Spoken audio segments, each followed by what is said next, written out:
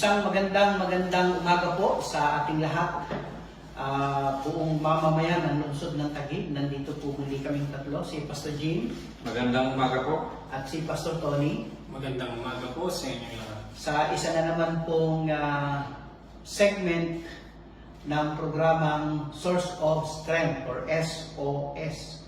At dalangin po ng pamahalaang lungsod ng Taguig na patuloy po tayong makasumpong ng kalakasan at biyaya ng buhay sa pamamagitan po ng programang ito sa pakikinig at patuloy na pakikinig ng salita ng Diyos.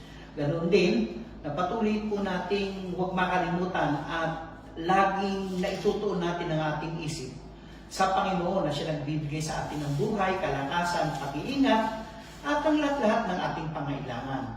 Sa pagkakataong ito, nais muna nating idulog sa Panginoon ng ating pag-aaral ng kanyang salita. Pastor Jim? Kami po, O Diyos, ay nagpapasalamat sa pribilehiyo na ipinagkakaloob mo sa amin na sa ganitong paraan mapaglingkuran ka namin, maibahagi ang iyong salita, maghatid at magbigay ng kalakasan sa lahat ng makakapanood, makikinig, at dalangin namin ang iyong gabay, ang maitaas lang ang Panginoong Hesukristo, mapagpala ang bawat isa kasama na ang aming lungsod sa pangalan ni Jesus. Amen. Amen. Sa pagkakataon po ito ay susubukan po naming magbigay ng serye, no? Magkakaduktong-duktong na mga pagbabahagi ng salita ng Diyos. Nahahanguin po mula sa aklat ng Juan, no? Book of John of the New Testament, no? Siya po yung ikaapat mula po doon kay Matthew. So Matthew, Mark, Luke, and John, yan po yung Gospels.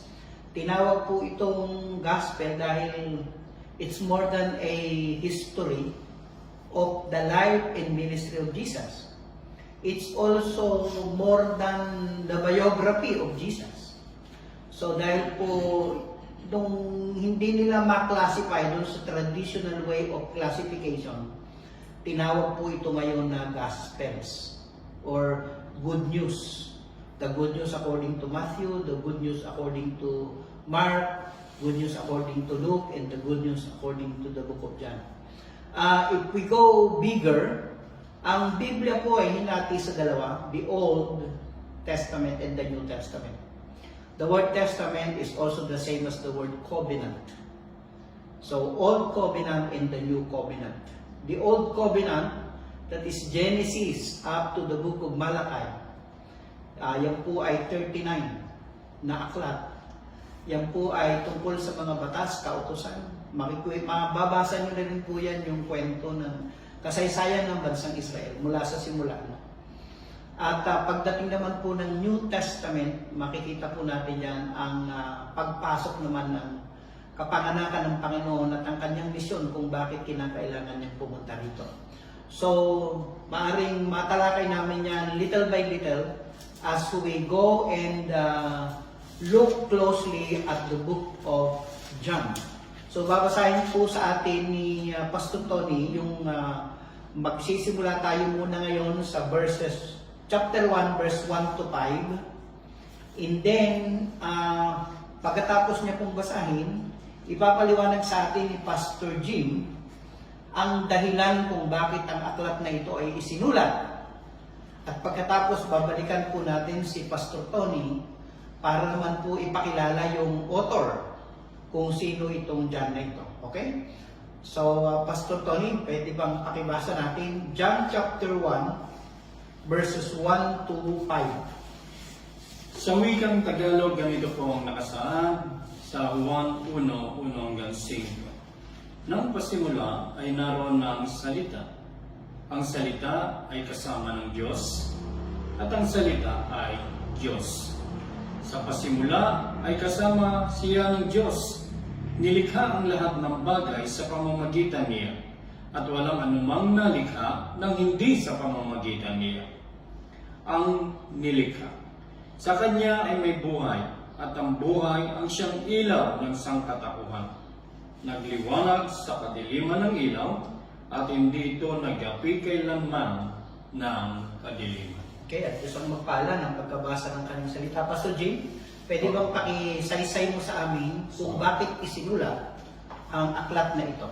So simulan po natin ang pag-aaral sa aklat ni Juan doon sa hulihan.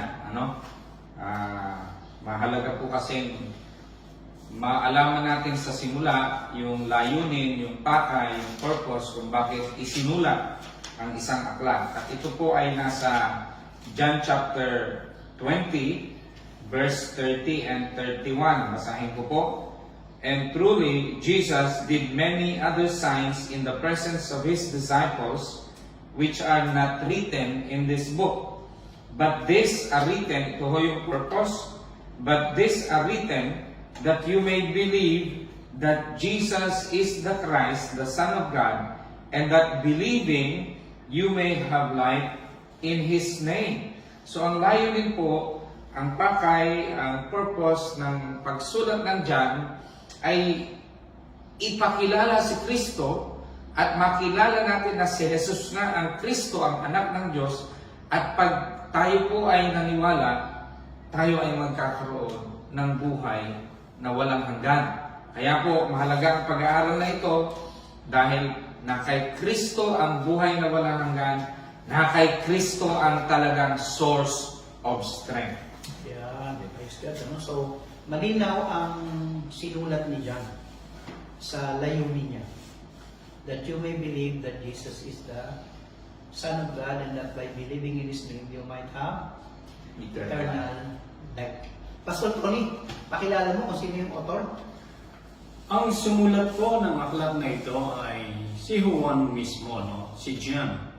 Alam niyo po, kasi noong mga panahon na yun, marami din magkakatukayo. Pare-pareho din ang pangalan, tulad na pagkakapare-pareho ng pangalan sa ating kapanahonan. Yung Juan pong binabanggit dito ay kasama po sa first three disciple ng ating Panginoong Jesucristo. Kasama po siya doon sa 12 alagad.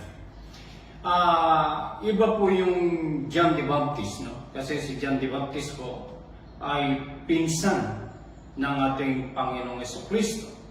Pero ito pong John o Juan na sumulat dito, siya po yung laging kasama ng Panginoon.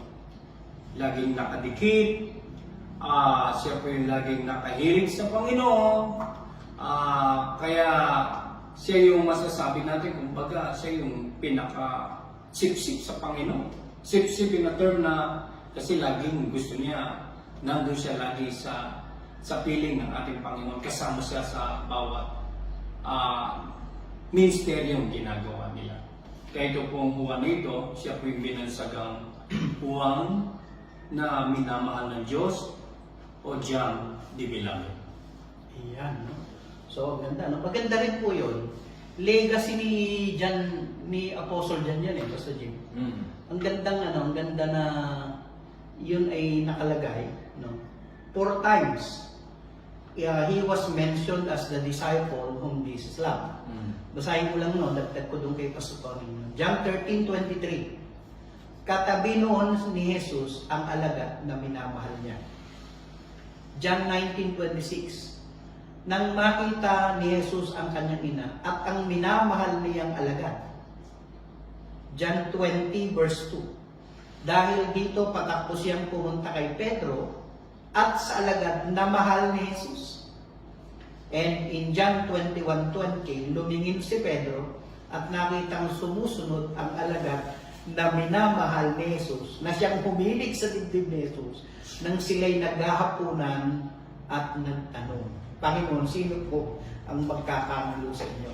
Kaya maganda rin, maganda yung naging tatak ni John, John the Beloved.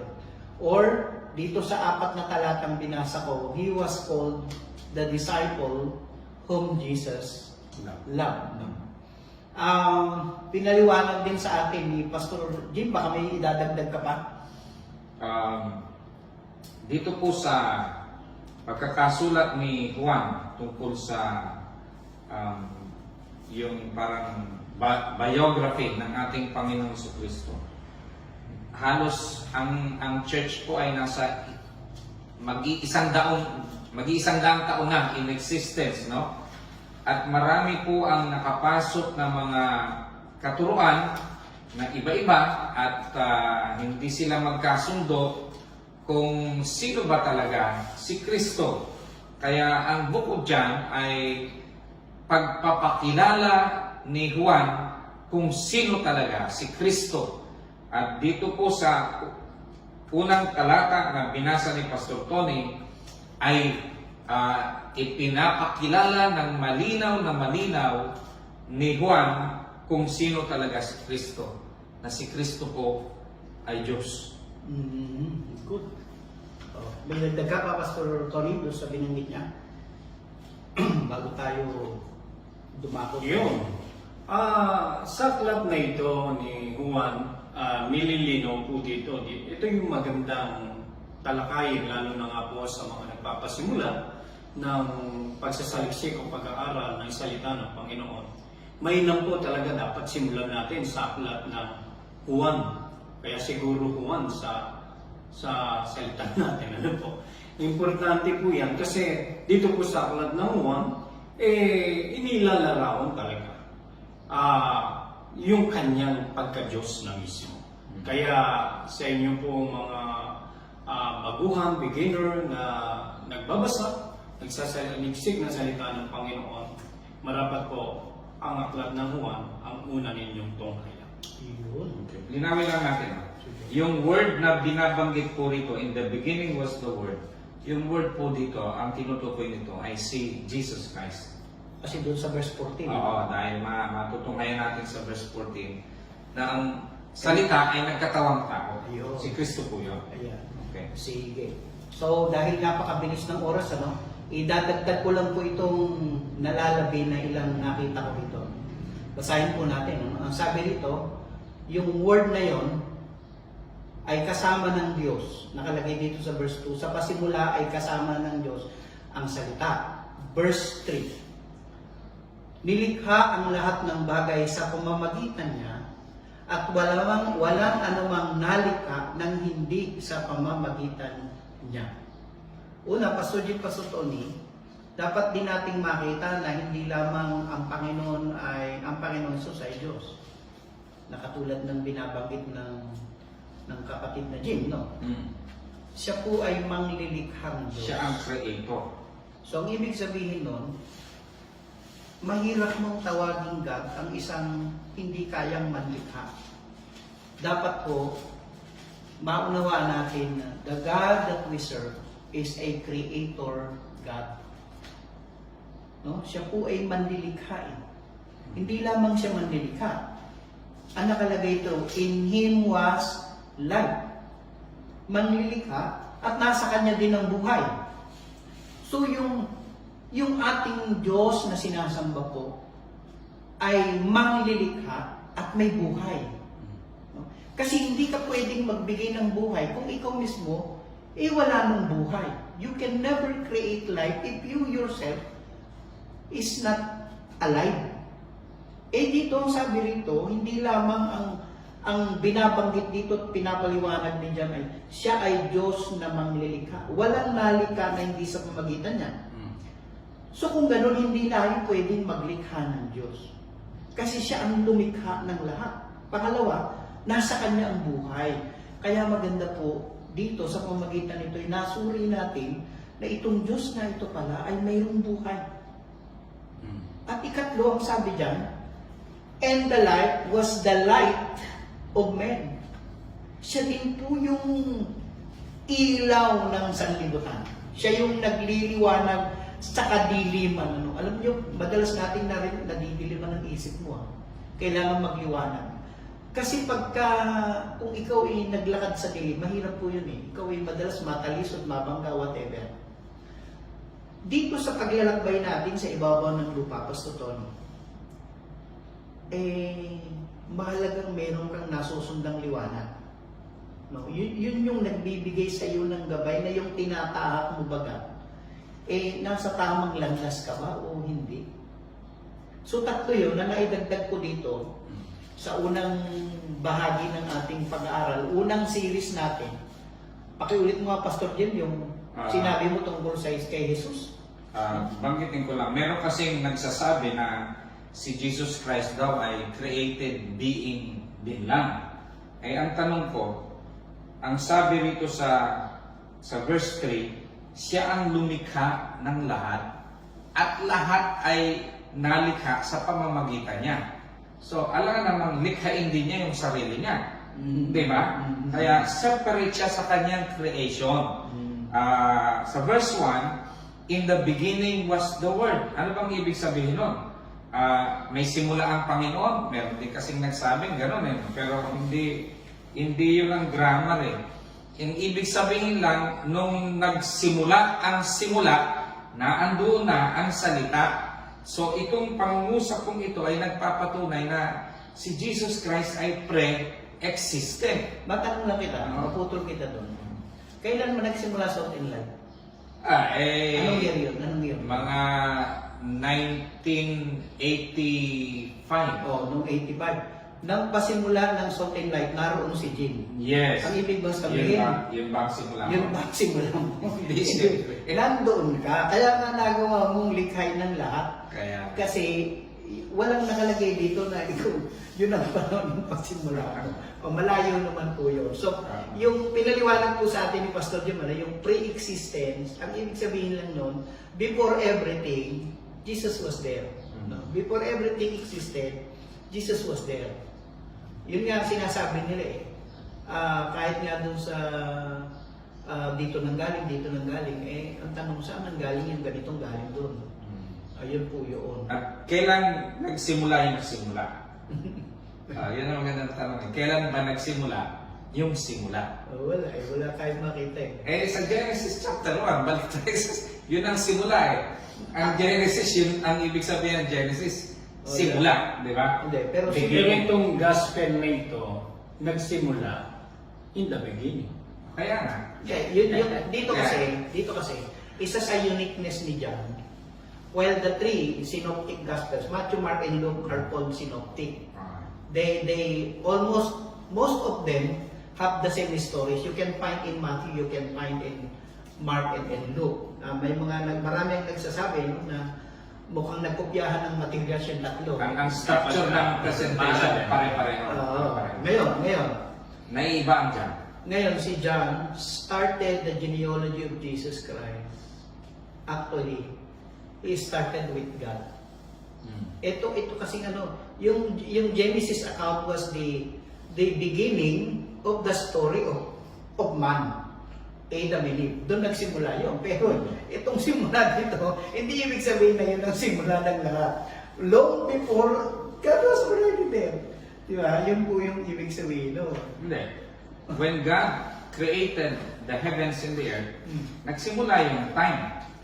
Yung heavens Yun and yung earth. simula. Ng In the heavens and beginning, earth. God created the heavens and the earth. Kaya, Yung heavens and earth. palagay ko, ito yung tinutukoy dito na simula. Na nandun na ang salita. Nung simula ng heavens and earth, nandun na si Lord. Tama. Yun. Sa Genesis 1:1, in the beginning, God. Yun ang So, he was there. Kaya, Yung parang pre-existing sinasabi rito, yung in the beginning was the Word, makikita natin yung relasyon ng salita with time. No? In the beginning. Nung nagsimula yung simula, naandun na ang Panginoon.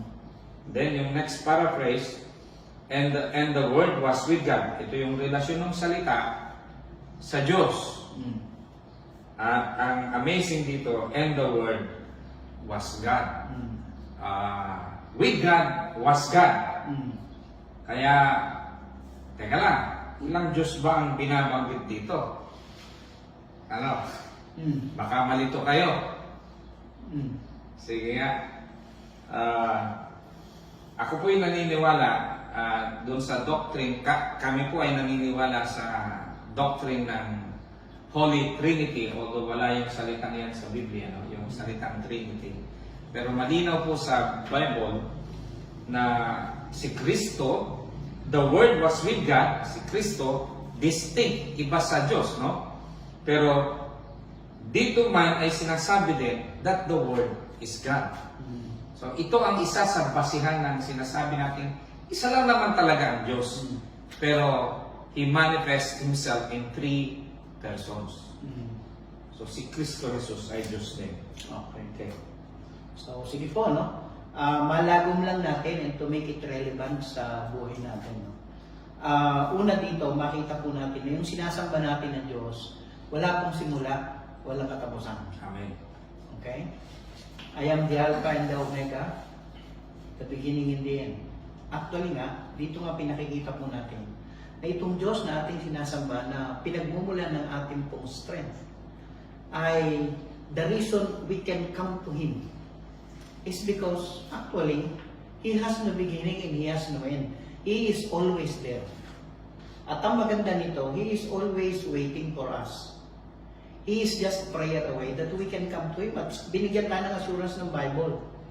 Ang salita ng Diyos ang bigay sa atin ng katiyakan ng sino mang lalapit sa Kanya ay hindi niya itataboy. Huwag din natin kalilimutan na itong Diyos natin na sinasamba ay makapangyarihan. He is a creator God.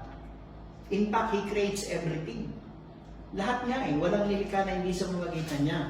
What situation do you have that God cannot alter if God is a creator? So ano man po ang ating iniisip na kinalalagyan sitwasyon, God can always intervene because of that character that He has, that He can create anything. Third, in Him was life. Kung ang buhay po natin walang kabuhay-buhay, di lapit lang tayo kay Lord.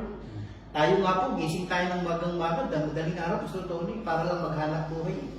Tapos gabing-gabi na tayo natutulog sa kahanap buhay. Pero sinasabi po ng banal na kasulatan, kung gusto po nating mahanap ang meaningful life, sa Panginoon tayo lumapit. Sapat, tama, sa magitan ng pagtatrabaho natin, sa hanap buhay, para masuportahan naman yung ating physical needs. Pero ang mahalaga naman po dito, yung buhay na galing sa Diyos. And lastly, yung gabay natin. In Him was life, and the life was the light. Yung liwanag, di ba? Yung liwanag ng salita ng Diyos, yung liwanag na nanggagaling sa Diyos, yun po ay tumutukoy din doon sa Kanyang patnubay sa atin. Masarap pong mabuhay kung alam mo na may backup ka at alam mo na sinasamahan ka at hindi ka pinababayaan ng Panginoon. Wala na akong pinakamasarap, kundi yung pwede mong maklaim that God never leaves you nor forsake you. At gusto po naming maniwala kaming tatlo na ang lungsod ng Taguig po, isa sa nakakatuwang ginagawa ng Panginoon sa atin dito sa lungsod, alam nating hindi tayo pinababayaan ng Panginoon. Amen. Panalangin po tayo. Panginoon, maraming salamat sa umagang ito, sa iyong kabutihan sa amin. Salamat sa iyong pag-ibig, sa iyong pangunguna at paggabay. Maraming salamat na ang iyong salita ay naipapahayag sa buong lungsod ng Taguig sa pamamagitan ng programang ito. Salamat sa puso ng aming mga leaders na hindi nila nakakalimutan po yung spiritual aspect sa buhay ng isang tao. Na napakahalagang maunawaan namin na ang tao ay hindi nabubuhay sa tinapay lamang, kundi sa bawat salitang nagmumula sa bibig ng Panginoon. Itong salitang aming mga pinagbubulayan, ibinabahagi. Panginoon, ito po ay kalakasan sa aming mga buhay. Ang sabi ng Panginoong Jesus, ikaw mismo ang nagsabi sa John chapter 6, your word, there are spirits and there are life. Ito po ay may buhay. Pagkain po ito ng aming buhay spiritual. Kaya dalangin ko po sa bawat isa na manunood nitong video na ito ng Source of Strength na programa ng Pamahalang Lungsod, that you will just provide unto them, Panginoon, a special strength for them to carry out their everyday lives. Lahat ng kanilang ginagawa, bigyan mo po ng patnubay. Hayaan mo managana po ang inyong biyaya sa buhay ng bawat isa. Patuloy mong pangunahan ang amin pong Speaker Alan, ang amin pong Congresswoman Lani. Ingatan mo sila sa kanilang patuloy na paglilingkod na ginagawa nila ito, hindi lamang dito sa lungsod ng Taguig, maging sa ibang mga lungsod pa na maaari silang makatulong. Lord, thank you for their lives. Ganon din po kay Congresswoman Lani, Panginoon, ay kay Mayor Lino, Panginoon. Salamat sa kanyang buhay. Patuloy mo po siyang kasangkapanin bilang ama ng lungsod ng Taguig upang matiyak na ang mga mamayan dito sa amin ay maranasan talaga yung abundance na nanggagaling sa inyo, Panginoon, na ipinapadaloy ng aming pong punong lungsod, Mayor Lino Cayetano. Ingatan mo siya, 10 ng kanyang mga kasamahan sa konseho. Pagpalain ang kanilang mga pamilya, Panginoon. That should include, Panginoon, the frontliners and all the barangay captains and everyone that is serving in the government. That is to make sure that this city will really become a place that is nice to live in. Salamat po sa kapayapaan at pag-iingat na ginagawa niyo sa lungsod na ito. I declare the peace of God to reign upon our hearts. In Jesus' name, Amen.